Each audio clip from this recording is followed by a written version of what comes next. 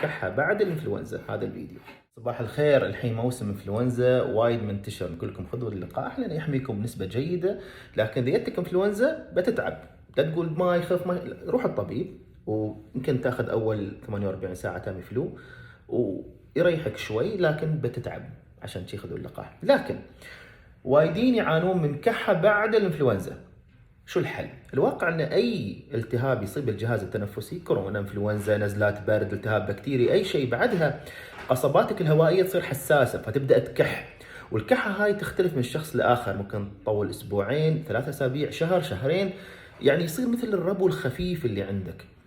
شو الحل؟ ادويه الكحه كلها ما تفيد، شراب الكحه كله ما يفيد. افضل شيء تاخذ خاشوقه عسل، يعني ملعقه عسل الصبح، بالامارات نقول خاشوقه او قبشه.